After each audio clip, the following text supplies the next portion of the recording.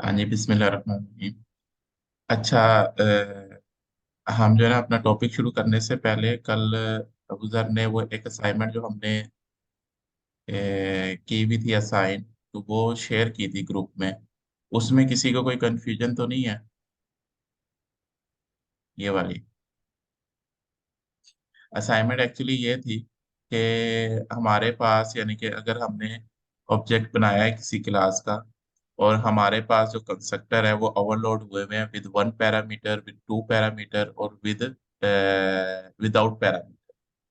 और अगर हमने कंस्ट्रक्टर किसी का बनाया है, फॉर एग्जांपल हमने कंस्ट्रक्टर बनाया है विद वन पैरामीटर का, ठीक है, तो ऑब्वियसली ये वाला जो कंस्ट्रक्टर है, ये जो विद वन पैरामीटर वाला, ये तो ऑटो कॉल हो जाएगा।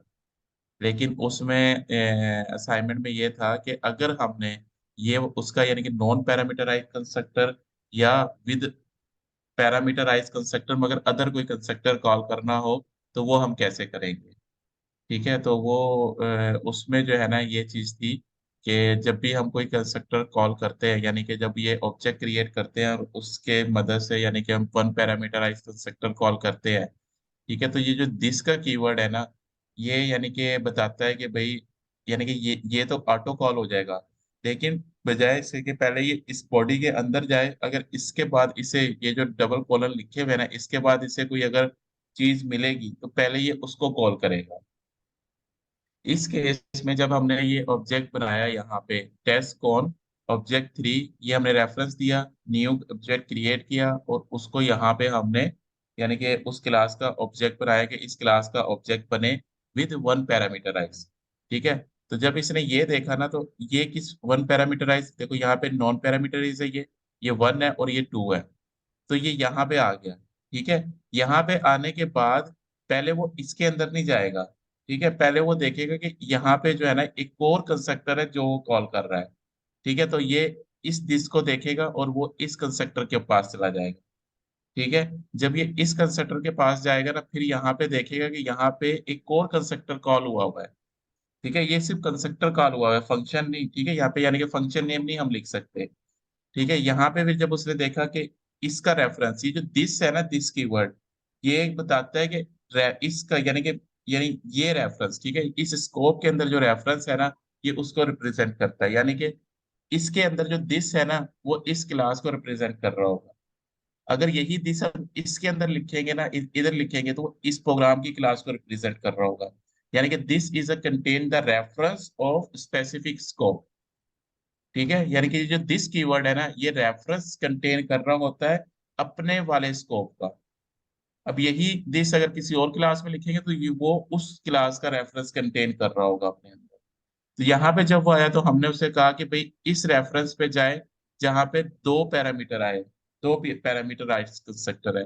तो ये वाला दिस फिर वो कर्सर को इधर लेके आ गया।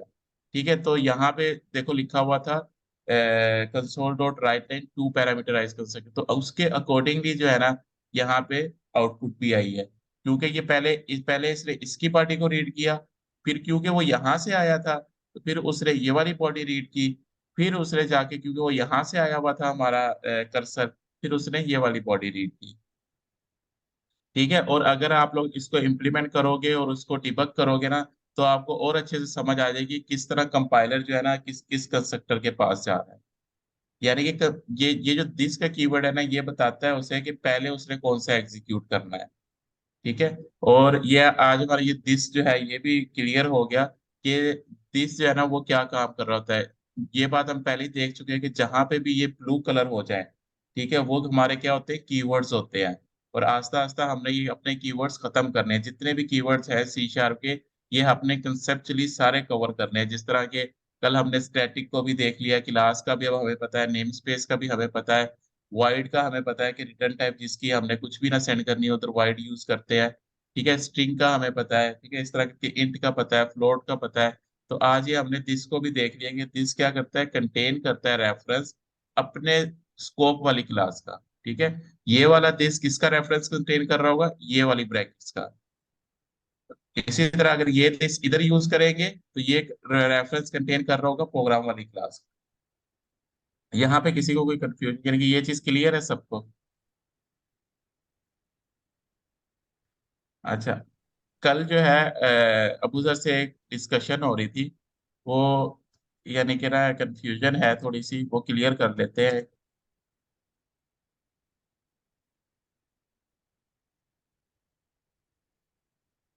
ये मैंने एक टेस्ट की क्लास बनाई है, जहाँ पे टेस्ट की क्लास का ऑब्जेक्ट मैंने बनाया।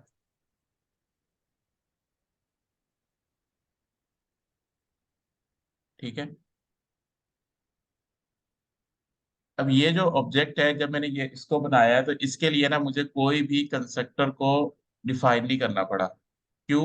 क्योंकि जब भी हम नॉन पैरामीटराइज ऑब्जेक्ट के साथ, कंस्ट्रक्टर के साथ ऑब्जेक्ट बनाते हैं, तो ये जो है ना, ये कहता है कि भाई, यानी कि सी शार्प कहती है कि भाई ठीक है, उसके लिए अगर अगर आपने कुछ एडिशनल उसमें नहीं करना, तो मत करो, मैं तुम्हें ऑब्जेक्ट बना के दे दूंगा, और उसके अगेंस्ट इस चीज को हम कहते हैं डिफॉल्ट कंस्ट्रक्टर कॉल हो जाएगा।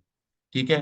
लेकिन अगर आप लोग करना चाहते हो, ठीक है, तो हाँ, आप डिफाइन भी कर सकते हो। अगर आप लोग डिफाइन कर दोगे, तो मैं क्या करूंगा, मैं ये वाला कंस्ट्रक्टर कॉल करूंगा। अगर नहीं डिफाइन करोगे तो मुझे इशू नहीं है, मैं डिफॉल्ट कंस्ट्रक्टर भी यानी कि उसे यूज कर लूंगा। ठीक है। यहाँ पे फिर हमारे यानी कि लास्ट से लास्ट लेक्चर में बात हुई थी कि अगर हम यहाँ पे टू पैरामीटराइज या वन पैरामीटराइज कंस्ट्रक्टर बनाते हैं, ये हमने वन पैरामीटराइज कंस्ट्रक्टर बनाया, और ऑब्जेक्ट भी हमने उसका बनाया जो कि वन पैरामीटराइज के साथ हो। अब इस केस में भी एरर कोई नहीं है। ठीक है। यानी कि इसके लिए वो ये वाला कंस्ट्रक्टर कॉल करेगा, ठीक है, फर्स्ट वाली लाइन नंबर 13 के लिए। और लाइन नंबर 14 के लिए वो कौन सा कंस्ट्रक्टर कॉल करेगा, ये वाला करेगा। अब इस केस में जब हमारे पास पैरामीटराइज कंस्ट्रक्टर नहीं था, उस केस में हम कह रहे थे अगर नॉन पैरामीटराइज ना भी हो, तब भी कंपाइलर इशू नहीं करेगा। लेकिन अगर हमने पैरामीटराइज कंस्ट्रक्टर बना दिया है और पैरामीटराइज कंस्ट्रक्टर के थ्रू ऑब्जेक्ट भी बना लिया है, ठीक है, और फिर भी हमें अगर इस लाइन की जरूरत है ना, ये वाली लाइन की अगर हमें जरूरत है, यानी कि विदाउट पैरामीटराइज ऑब्जेक्ट की जरूरत है, तो फिर जो है ना, हमें ये वाली चीज डिफाइन करना मस्ट है। ठीक है। लेकिन अगर इसकी जरूरत नहीं है, यानी कि ये अगर नहीं चाहिए हमें, तब हम इसे जो है ना, यानी कि निकाल सकते हैं अपने कोड से। ठीक है। लेकिन ऐसा नहीं हो सकता कि भाई आपने वन पैरामीटराइज कंस्ट्रक्टर बनाया, उसको ओवरलोड भी कर दिया, और फिर आप नॉन पैरामीटराइज कंस्ट्रक्टर के थ्रू ऑब्जेक्ट बना रहे हो, तो वो केस जो है ना, हमें वो एरर दे देगा। जब तक हम नॉन पैरामीटराइज कंस्ट्रक्टर को यूज नहीं करते, तो इस ओके, नो इशू। लेकिन अगर हमने नॉन पैरामीटराइज कंस्ट्रक्टर को यूज करना है, और हमारे पास पैरामीटराइज कंस्ट्रक्टर लिखा हुआ है, तो वो फिर वो डिफॉल्ट कंस्ट्रक्टर नहीं लेता कंपाइलर। ठीक है। तो उस केस में जो है ना, हमें डिफॉल्ट कंस्ट्रक्टर को लिखना मस्ट है, कि भाई हमें वो डिफॉल्ट कंस्ट्रक्टर इस केस में लिखना लाजमी है, कि विदाउट पैरामीटराइज कंस्ट्रक्टर लिखना लाजमी है अगर हमने ये चीज यूज करनी है विद वन पैरामीटराइज के साथ। ठीक है। अगर नहीं यूज करनी तो नो नीड, इसकी जरूरत नहीं है, क्योंकि हम ना हमने कॉल करना है ना नीड है हमारी। लेकिन अगर नीड है, तो फिर हमें जो है ना, ये चीज लिखना जरूरी है। ठीक है।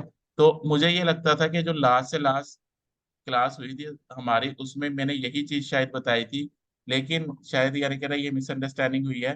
तो अगर किसी का कॉन्सेप्ट इस बारे में चेंज है, तो वो क्लियर कर ले कि ये जो अभी मैंने बातें बताई हैं, अगर तो हमारे पास नॉन पैरामीटराइज कंस्ट्रक्टर है, और हमने पैरामीटराइज कंस्ट्रक्टर भी बनाया है, और हमने यहाँ पे पैरामीटराइज कंस्ट्रक्टर के थ्रू भी ऑब्जेक्ट बनाना है, और नॉन पैरामीटराइज के थ्रू भी बनाना है, तब हमें नॉन पैरामीटराइज देना लाजमी है। लेकिन अगर हमने ये चीज नहीं करनी, तब ये हमारे ऊपर डिपेंड करता है कि हम इसे दें या ना दें। और अगर हमारे पास यानी कि हमने पैरामीटराइज यूज ही नहीं करना, तब भी जो है हमारे ऊपर डिपेंड करता है कि हम ये वाला इसे दें या ना दें। ठीक है। तो छोटी सी बात ये है कि कंपाइलर हमारा सिर्फ उस केस में मदद करेगा कि भाई, अगर आपने नॉन पैरामीटराइज कंस्ट्रक्टर के थ्रू अपना ऑब्जेक्ट बनाना है, तो उस केस में कंपाइलर कहता है कि ठीक है यार, अगर आपने नहीं भी लिखा हुआ ना, मैं डिफॉल्ट ले लूँ। लेकिन अगर आपने पैरामीटराइज लिख दी है, फिर आप नॉन पैरामीटराइज पे जा रहे हो, तो उस केस में जो है ना, वो कंपाइलर हमारी हेल्प नहीं करता। वो कहते हैं नहीं जी, अपना कंस्ट्रक्टर आप इसमें लिखो। ठीक है। तो ये एक कॉन्सेप्ट था, अगर इसमें कोई कंफ्यूजन है तो वो डिस्कस कर ले। तो इसको जो है ना, मेक श्योर कि ये चीज़ हमारी नोट्स में जो है ना, वो राइट डाउन हो जानी चाहिए, ताकि फ्यूचर में जो है ना, हमें इस चीज़ का इशू ना आए। अच्छा, ये क्लासेस और ऑब्जेक्ट से रिलेटेड अगर किसी की कोई क्यूरी है ना, वो भी हम अभी डिस्कस कर सकते हैं, क्योंकि आज थोड़ा सा हमारा टॉपिक थोड़ा सा चेंज होगा। तो इसलिए अगर किसी की कोई इन चीज़ों के लिए आज से क्यूरी है तो वो क्लियर कर ले।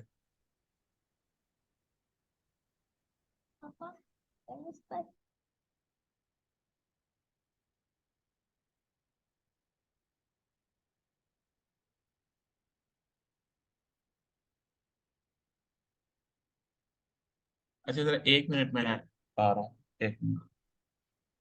ठीक है, अब हम जो है ना, एक जो हमारा टॉपिक थोड़ा मिस था, वो ये है कि जब हमने आइट्रेशन देखी थी ना, तो उस वक्त जो है ना, हमने एक चीज हमने देखी थी कि आइट्रेशन के अंदर दो दो तरह से हम आइट्रेशन कर सकते हैं, एक लूपिंग के थ्रू। और लूप के अंदर हमने 3 लूप को देख लिया हुआ है, ठीक है। और उसके बाद जो है ना, फिर हमने कहा था कि हम रिकर्जन के थ्रू भी जो है ना वो आइट्रेशन को कर सकते हैं, ठीक है। अच्छा, आज जो है ना, हम अभी पहले उसमें मीटिंग में यही चीज देखने लगे हैं कि ये जो रिकर्जन होती है ना, ये क्या चीज होती है, ठीक है। ये जो है ना चीज जरा ध्यान से देखनी है, क्योंकि ये है इतनी बड़ी चीज नहीं, लेकिन लोगों को जो है ना, इसमें बहुत कंफ्यूजन रहती है। ठीक है, अगर हम इसको स्टेप बाय स्टेप समझ लेंगे ना, जहाँ पे भी इसमें मैं आप लोगों को कह रहा हूँ कि जहाँ पे भी किसी कंफ्यूजन हो कि कंपाइलर की समझ नहीं आई या डिबगिंग की समझ नहीं आई, तो वहां पे स्टॉप करके जो है ना मुझसे वो पूछ ले, क्योंकि ये हमने स्टेप बाय स्टेप जाना है। पहला स्टेप क्लियर, 3 स्टेप तकरीबन हम जाएंगे, ठीक है। वो तीनों अगर क्लियर हो गए ना, समझ लेने के रिकर्जन की जो है ना हमें क्लियर समझ आ गई। ठीक है, अभी हम एक रिक्वायरमेंट लेके चलते हैं। मैं ये कहता हूँ कि मैं एक लाइन प्रिंट करवानी है बार बार, और वो क्या है हमारे पास, हेलो वर्ल्ड। ठीक है, ये मैंने फॉर एग्जांपल 10 टाइम प्रिंट करवानी है, ठीक है। अब हमारे पास जो केस है, यानी कि हमारे पास जो नॉलेज है ना, हमें पता है कि हमने लूप को स्टडी किया हुआ है, लूप हमारे क्लियर है। हम किसी भी लूप की मदद से, जो हमने वाइल पढ़ा है, डू वाइल पढ़ा है, फॉर लूप पढ़ा है, उसकी मदद से जो है ना, हम इस रिकर्जन को जो है, इस जो रेपिटेशन है ना, इसको इम्प्लीमेंट कर सकते हैं। ठीक है, यानी कि हम किसी भी लूप की तरह से, और वो आप लोग अच्छी तरह जानते हो, क्या हमने स्टार्टिंग पॉइंट लेना है, क्या हमने एंडिंग पॉइंट लेना है, और उसकी बॉडी में हमने क्या रखना है, कि हमारी ये वाली जो रिक्वायरमेंट है ना।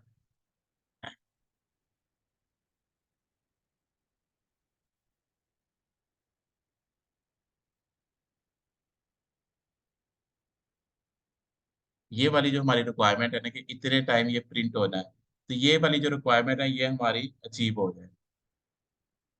अच्छा, अब मैं क्या करता हूँ कि यानी कि मुझे लूप नहीं यहाँ पे यूज करने, तो इसके लिए जो है ना, मेरे पास ऑप्शन है कि मैं एक ऑप्शन ये यूज करता हूँ कि मैं यहाँ पे ना एक फंक्शन बना लेता हूँ, जिसकी रिटर्न टाइप अभी मैं कुछ नहीं रखता।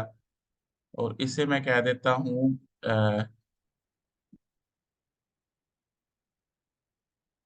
रिकर्जन का फंक्शन। इसका पैरामीटर भी मैं कुछ नहीं लेता, क्योंकि मेरी अभी रिक्वायरमेंट नहीं है पैरामीटर।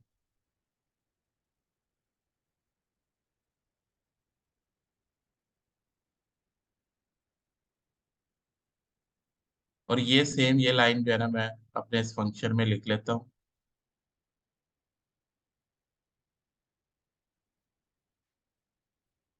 और अब यहाँ से जो है ना, इसको मैं खत्म कर देता हूँ, ठीक है।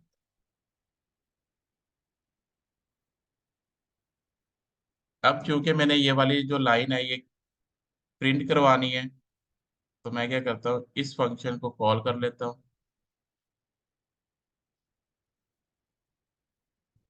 ठीक है। और इसको मैं 10 बार कॉल कर लेता हूँ।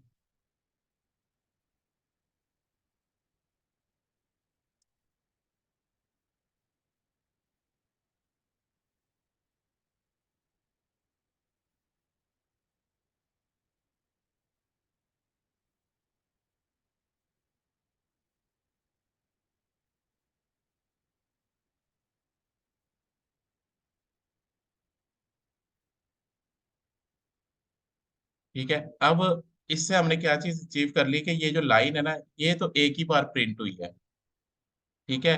लेकिन यहाँ पे मसला क्या आ गया है कि अगेन, यानी कि हर कोई यही सोच रहा होगा कि अगेन हमारी रेपिटेशन तो फिर भी रही। क्यों, हमने क्या किया कि ठीक है, ये वाली जो लाइन है, इस लाइन की जो फंक्शनैलिटी है वो एक बार यूज हुई है, लेकिन हमने क्या किया कि इसको जो है, इस फंक्शन को हमने 10 बार कॉल कर लिया। नो डाउट अभी भी हमें जो है ना, हमारी जो आउटपुट रिक्वायर्ड आउटपुट है वो हमें मिल जाएगी। ठीक है, लेकिन अभी भी बात तो वही आ गई कि 10 बार ये फंक्शन कॉल हुआ है। और बल्कि इसमें और ओवरलोड इसलिए आज से पड़ गया कि पहले हमने फंक्शन बनाया, उसके अंदर जाके हमने ये लाइन को रीड कर रहे हैं। ठीक है, अगर हम ये डायरेक्ट ही लिख रहे हो तो जो फंक्शन कॉलिंग का जो टाइम है एटलीस्ट वो बचा हुआ था इसमें। ठीक है, तो मैं क्या करता हूँ, मैं ये कहता हूँ कि भाई इसका एक और फंक्शन बनाता हूँ।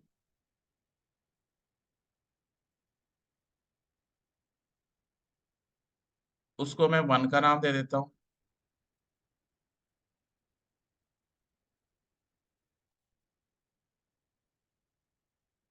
ठीक है, मैं ये कहता हूँ कि जब ये इस फंक्शन के अंदर आए ना, यानी कि जब ये इस फंक्शन के अंदर एक तो ये लाइन प्रिंट कर दे। ठीक है, एक तो ये वाली लाइन प्रिंट कर दे, ये वाली। और उसके बाद जो है ना ये वाला फंक्शन कॉल कर ले जो वन के नाम से मैंने बनाया। ठीक है, और जब मैं इस फंक्शन में आता हूँ ना, मैं कहता हूँ कि ये वाली वो लाइन रीड कर ले, और उसके बाद जो है ना ये वाला फंक्शन दोबारा कॉल कर ले। ठीक है, तो अगर देखा जाए ना तो ये दो फंक्शन ऐसे हो गए जो आपस में खेल रहे हैं। आपस में खेलने का मतलब है कि जब ये आएगा ये वाली लाइन प्रिंट करेगा और इसे कॉल कर लेगा, इस फंक्शन को कॉल कर लेगा। फिर दोबारा आएगा, यही सेम लाइन है, सेम लाइन से ये वाला फंक्शन कॉल हो जाएगा जो कि ये है, तो ये दोबारा यानी कि इस फंक्शन को कॉल करेगा। देखा जाए तो ये एक तरह का इन्फिनाइट लूप चल गया है। ठीक है, बजाय इसके कि मैं नया फंक्शन लिखूं क्योंकि फंक्शनैलिटी सेम है, तो मैं कहता हूँ कि नहीं, मैं जो ना इसी फंक्शन को कॉल कर लेता हूँ। ठीक है, अब देखा जाए ना तो ये एक तरह का क्या बन गया है, इन्फिनाइट लूप बन गया है। यानी कि जब ये आएगा, जो ही ये आएगा इस लाइन को प्रिंट करेगा और दोबारा ये इस फंक्शन को कॉल कर लेगा। जब ये, क्योंकि ये दोबारा इस फंक्शन को कॉल कर रहा है, तो फिर ये आएगा ये वाली लाइन प्रिंट करेगा और दोबारा इस फंक्शन को कॉल कर लेगा। ये एक तरह का इन्फिनाइट लूप बन गया है। उसको हम देखते हैं कि क्या ये वाकई ऐसा करेगा। ठीक है, जब उसने ये लाइन नंबर 13 को रीड किया, तो वो क्या गया, इस फंक्शन के अंदर चला गया। मैंने इस फंक्शन के अंदर गया, ये इस लाइन को रीड किया।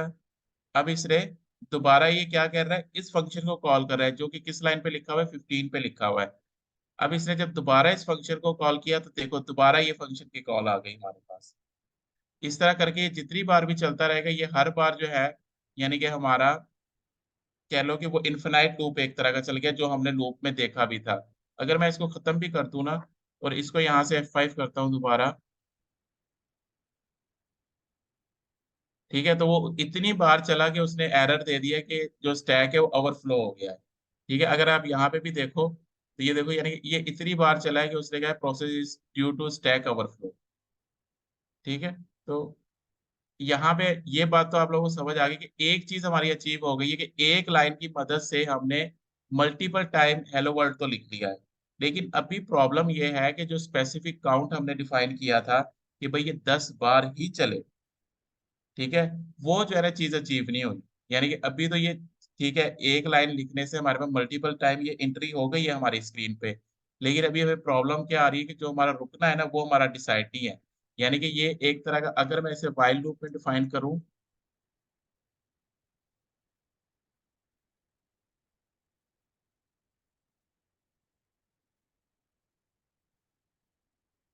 तो ये चीज हमने अचीव कर ली है।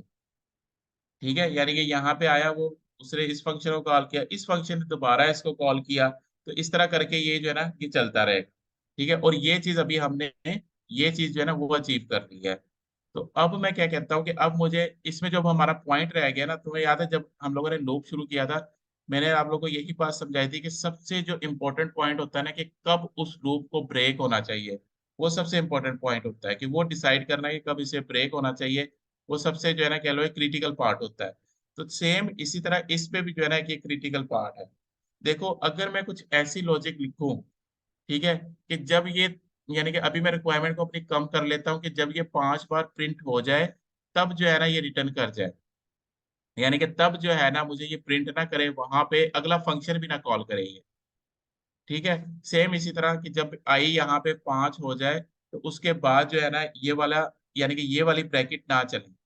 अगर मैं ऐसा कुछ यहाँ पे इम्प्लीमेंट, अभी देखो रिकर्जन इम्प्लीमेंट हो गई है। रिकर्जन की डेफिनेशन क्या है कि function it's self function calling is called recursion. It's self function calling, ठीक है। यानी कि वो फंक्शन, जो फंक्शन का नाम है, वो अपने ही फंक्शन को कॉल करना, ये हमारी रिकर्जन होती है।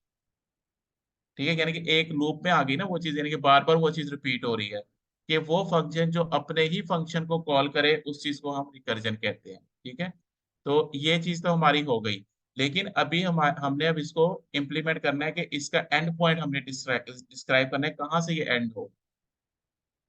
तो उसके लिए अब मैं क्या करूंगा, अभी मैं अपनी रिक्वायरमेंट इस लिहाज से कम कर रहा हूँ कि हमने 5 बार इस चीज को प्रिंट करवाना है। ठीक है, लूप में हमें पता है कि हम एक इंडेक्स लेंगे, लेस देन 5 नहीं होता तब तक ये चलता रहे, और अंदर एक इंडेक्स को इंक्रीमेंट करते रहेंगे। ठीक है, मैं यहाँ पे भी कुछ ऐसी ही चीज इंप्लीमेंट करता हूँ। मैं कहता हूँ कि हम जो है ना, इधर से एक आई लेंगे। ठीक है, वो आई, मैं इधर ये चीज लिख रहा हूँ, वो आई जब तक, जब जब तक छोटा है 5 से, तब तक तो ये फंक्शन कॉल करता रहे। ठीक है,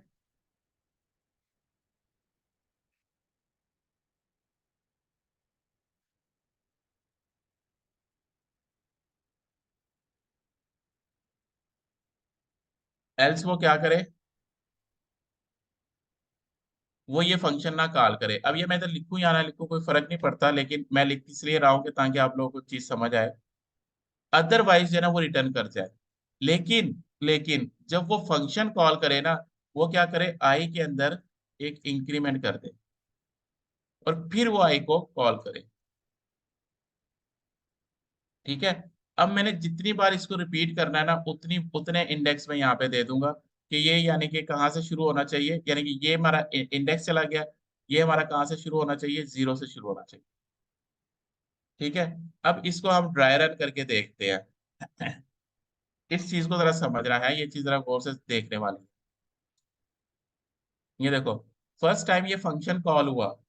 ठीक है, जब ये फंक्शन कॉल हुआ ना, ठीक है, तो इसने क्या किया कि अगली अपनी लाइन रीड की, ये लाइन रीड की, और ये अपने इस पे आ गया। अब जब ये लाइन रीड करेगा, ऑब्वियसली यहाँ पे क्या प्रिंट हो जाएगा, हेलो वर्ल्ड प्रिंट हो जाएगा। जब उसने इस लाइन को देखा ना, ये वाली लाइन, अब ये लाइन इसके लिए ट्रू हो रही है। ठीक है, ये लाइन इसके लिए क्या हो रही है, ट्रू हो रही है, तो ये इसके अंदर चला जाएगा।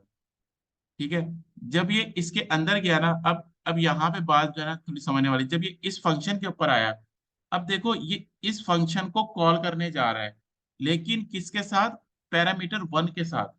पहला जब ये कॉल हुआ था पैरामीटर 0 के साथ कॉल हुआ था, लेकिन अब ये किसके साथ कॉल हो रहा है, पैरामीटर 1 के साथ। लेकिन यहाँ पे समझने वाली बात यह है कि यहाँ पे जो है ना हमारा कर्सर अब स्ट्रक हो गया है।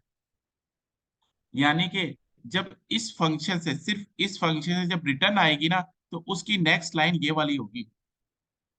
ठीक है, यानी कि जब इस फंक्शन से रिटर्न आएगी तो उसकी नेक्स्ट वाली लाइन ये वाली होगी।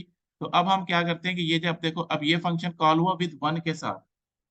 ठीक है, तो अभी उसने रिटर्न, यानी कि अभी जो हमने पहला 0 के साथ कॉल किया था ना, उसकी रिटर्न नहीं आई अभी हम, वो अभी पेंडिंग चली गई, क्योंकि आगे उसने एक और फंक्शन को कॉल कर लिया है। ठीक है, अब मैं इसको नेक्स्ट करता हूँ। अब हमारे पास हो गया, दोबारा कंडीशन ट्रू हुई। अब देखो, अब दोबारा वो उस फंक्शन को कॉल करने जा रहा है, लेकिन आई किसके साथ, 2 के साथ। ठीक है, अब हमारा ये वाला जो फंक्शन जो आई 2, सॉरी आई 1 के साथ जो कॉल हुआ था, उसकी रिटर्न अभी भी बाकी है। ठीक है, अब ये इसने इसको आगे को कॉल कर लिया, ये 2 के साथ कॉल हुआ, दोबारा कंडीशन हमारी ये ट्रू हो गई। फिर अब ये इसके अंदर गया, अब ये किसके साथ कॉल करने जा रहा है, 3 के साथ। लेकिन जो हमारी 0 वाली थी, जो हमारी 1 वाली थी, वो स्टिल अभी रिटर्न हमारी पेंडिंग है। ठीक है, अब ये इसने 3 वाले को कॉल किया, 3 के साथ कॉल हुआ, फिर कंडीशन ट्रू हुई, और अब ये किसके साथ कॉल करने जा रहा है, 4 के साथ। ये 4 के साथ इसकी कॉल हुई, दोबारा कंडीशन ट्रू हुई। अब देख रहा जरा, यहाँ पे 5 टाइम प्रिंट हो गए हैं। ठीक है, अब इसने किसके साथ कॉल की है, 5 के साथ। तो ये इसकी क्या हो गई, ये रिटर्न जो है ना वापस आया। ये इसने प्रिंट किया। अब ये क्योंकि कंडीशन फॉल्स हो गई, इसलिए अब ये क्या कर रहा है, एल्स में जा रहा है और यहाँ से रिटर्न कर रहा है। अब इसने दोबारा फंक्शन को नहीं कॉल किया, वो तो सिंपल सी बात है क्योंकि कंडीशन फॉल्स हुई है। लेकिन अब देख रहा क्या है, अब जब ये यहाँ से रिटर्न हुआ ना, यहाँ से रिटर्न हुआ जब, तो ये यहाँ पे आया। अब देखो ये जो कॉल थी ये किस वाले का रिटर्न हुआ है, 5 वाले का। इस बात को आप समझ रहे हो अभी, कि ये जो रिटर्न है ये 5 वाले का भी रिटर्न हुआ है, जो हमने लास्ट 5 वाले से कॉल किया हुआ था। ठीक है, अभी ये 4 वाले का बाकी है रिटर्न होना। ठीक है, अब जब मैंने इसे दोबारा किया, यहाँ पे आया, जब ये 5 वाला चला था यहाँ पे क्लोज हुआ, दोबारा ही आया। अब ये किसका रिटर्न हुआ है, 4 वाले का। ठीक है, इसको हम थोड़ा सा और डायग्राम से देखते हैं ताकि ये चीज हमारी क्लियर हो जाए। और यहाँ पे मैं सिर्फ 2 कर रहा हूँ।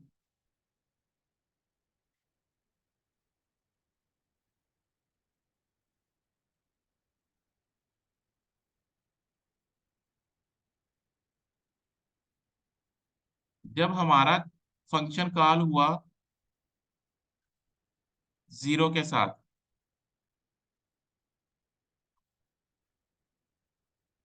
उसने आगे फंक्शन को कॉल कर लिया, एक और फंक्शन को कॉल कर लिया।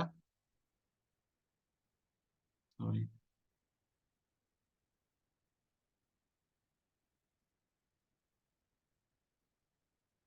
ये 1 को कॉल कर लिया, लेकिन उसकी अभी ये जो रिटर्न थी ना, ये अभी भी बाकी थी। ठीक है, ये असल में डायग्राम अगर मैं वो होता तो मैं क्लियर समझा पाता। इधर से मैं देखता हूँ रिकर्जन की कोई मुझे डायग्राम मिल गई ना।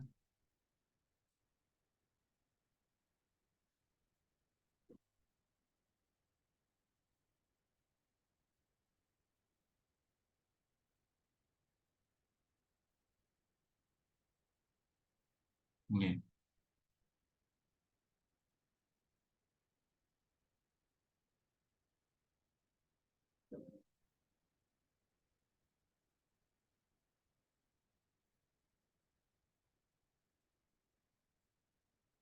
ये आई थिंक,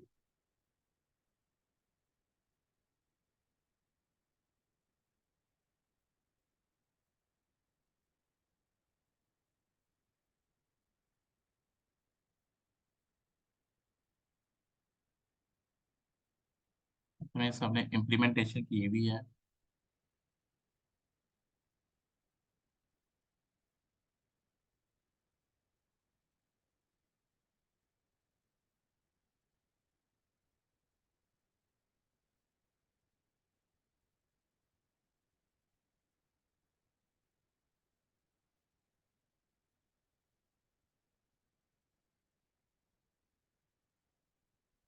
चलो इसकी ना मैं डायग्राम अभी बनाता हूँ, ठीक है, तो वो आप लोगों से शेयर करता हूँ, तो उसको मैं डिस्क्राइब करूंगा डायग्राम को। और मैं डायग्राम 2 के लिए बनाऊंगा, ठीक है, तो उसको जरा मैं डिस्क्राइब करता हूँ ताकि हमारा रिकर्जन का जो पार्ट है ना बिल्कुल हमें कंसेप्चुअली समझ आए कि क्या हो क्या रहा है इसमें। तो लेकिन अगर मैं 2 के साथ दोबारा देखूं, तो अगर हम सिर्फ इसको रीड करें कि जब ये फंक्शन कॉल होगा 0 के साथ, ये वाली लाइन प्रिंट होगी, और इसके बाद जब ये वाली कंडीशन ट्रू होगी और ये वाला फंक्शन दोबारा कॉल हो जाएगा। लेकिन जब ये फंक्शन कॉल हुआ है, इसकी ये वाली बॉडी तो स्टिल क्या है, अभी पेंडिंग है ना।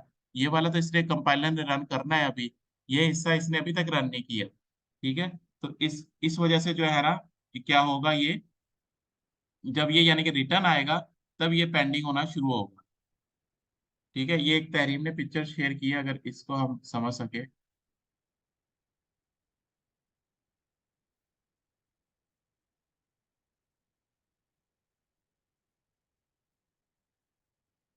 हाँ ये देखो, ये फंक्शन हमने कॉल किया 3 के साथ।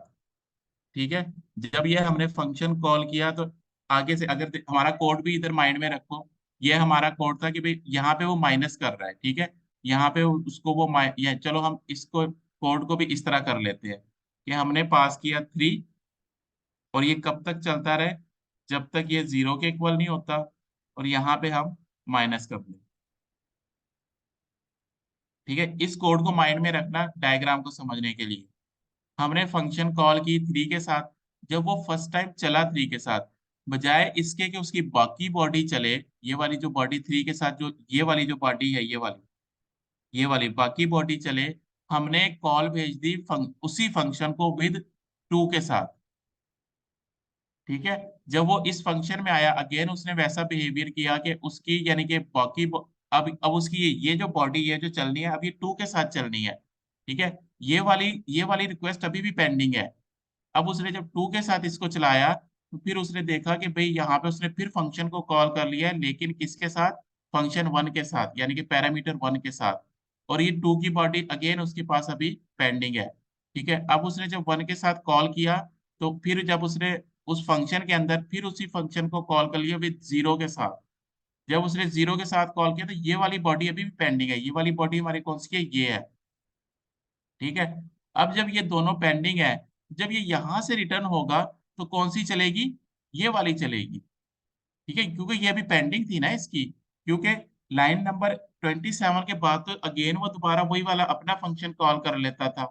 जब वो अपना फंक्शन कॉल कर लेगा, तो ये कहाँ से चलेगा? कंपाइलर हमारा ये कहता है कि जब हमारे पास फंक्शन कॉल आ जाए, तो बजाय इसके कि उसी कोड में वो रहे, वो अगले में मूव हो जाता है। और उसको कब चलाता है? जब वो वाले से रिटर्न आए हमारे पास डेटा। ठीक है। ये डायग्राम अब इसकी इधर से जब रिटर्न आएगा, तो फिर ये वाली बॉडी चलेगी। अब इधर से जब रिटर्न आएगा, ये फिर ये वाली बॉडी चलेगी। ठीक है। अब इसको मैं थोड़ा सा और करने के लिए कि भाई मैं यहाँ पे लिख देता हूँ,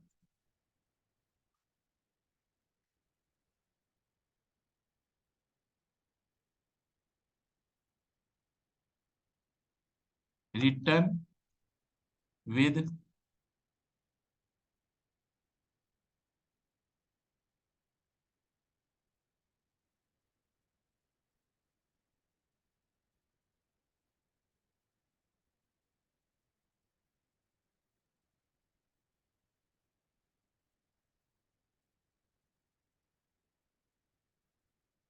यहाँ पे आ गया कॉलिंग विद दिस। अब थोड़ा सा इस चीज को समझो कि ये चीज कैसे प्रिंट हुई है। ये मैं खत्म कर रहा हूँ।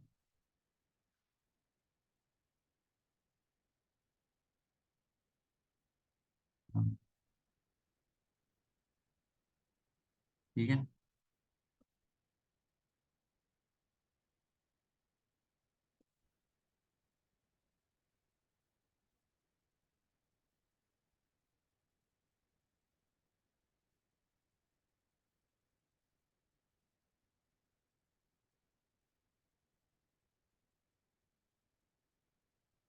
ये देखो, अब इस आउटपुट को समझ लो, होपफुली आप लोग। देखो, पहला फंक्शन कॉल हुआ, इस लाइन पे आया, उसने कहा कॉलिंग विद आई की वैल्यू क्या थी? टू थी। अब जब वो ये कंडीशन ट्रू हो गई, उसने दोबारा इसी को दोबारा कॉल कर लिया, इसी फंक्शन को, इस लाइन पे नहीं गया वो। ठीक है। जब वो इस लाइन पे नहीं गया, इसका मतलब है कि जब वो इस लाइन पे नहीं गया, तो उसने दोबारा इसी को कॉल के लिया, लेकिन कॉल किससे किया? माइनस माइनस करके। तो इसका मतलब फिर दोबारा क्या आ गया? Calling with two. जब ये टू के साथ आया, कंडीशन दोबारा ट्रू हुई। बजाय इसके कि वो नीचे जाता, उसने दोबारा उसी फंक्शन को कॉल कर लिया, लेकिन किसके साथ अब कॉल किया? वन के साथ। दोबारा आया, इसने देखा यहाँ पे वन है, तो उसने फिर कह दिया कॉलिंग विद वन। फिर जब दोबारा आया, इसने देखा कंडीशन फिर ट्रू है, उसने दोबारा इसी फंक्शन को कॉल कर लिया। जब दोबारा फंक्शन को कॉल किया, अब किसके साथ किया? जीरो के साथ। जब जीरो के साथ कॉल किया, तो इसको दोबारा इसने ये कर दिया, और विद क्या आ गया? Calling with zero. तो जब अब जब ये कॉलिंग विद जीरो आया यहाँ से, अब ये वापस आया, तो अभी ये जीरो जो हमने जीरो के साथ कॉल किया था, अभी वो वाला वापस आया है। कि लाइन नंबर 27 में अभी कौन सा वापस आया? जो जीरो के साथ कॉल किया था। जब वो जीरो के साथ कॉल किया था, तो इसका मतलब कि उस वक्त इधर क्या पड़ा हुआ था? जीरो पड़ा हुआ था। तो फिर इसने कहा रिटर्न विद जीरो। ठीक है। जब ये जीरो वाला रिटर्न हो गया, तो जो कौन से वाला रहता था? अभी वन वाला रहता था। अब जब वन वाला रिटर्न होगा, तो फिर वो यहाँ पे क्या करते हैं? Return with one. इसी तरह करके रिटर्न विद टू, यानी इस तरह करके ये रिटर्न करेगा आपस को। तो इसलिए हमें इस चीज का ख्याल रखना था कि हम जाते हुए उससे क्या काम ले रहे हैं, और वापसी पे उससे क्या काम ले रहे हैं। ये हमारी रिकर्जन की जो है ना वो होता है। अच्छा, अभी मीटिंग का टाइम खत्म हो रहा है। ये इनपुट आउटपुट को आप लोग थोड़ा सा खुद देखो, 5 मिनट बाद या मैं कॉल करता हूँ दोबारा। इसमें कंफ्यूजन है ना, तो फिर हम इस चीज को और एलेबोरेट करते हैं, अगर किसी को इस चीज की समझ नहीं आई कि कैसे जो है ना ये आ रहा है। मैं ये आप लोगों को उधर भेज रहा हूँ, ठीक है। तो इसको जो है ना आप लोग थोड़ा सा समझो, फिर जो है मैं मीटिंग रिक्वेस्ट दोबारा भेजता हूँ। व्हाट्सएप पे ही जो है ना शेयर कर देना कि मीटिंग रिक्वेस्ट जब भेजनी है, ठीक है।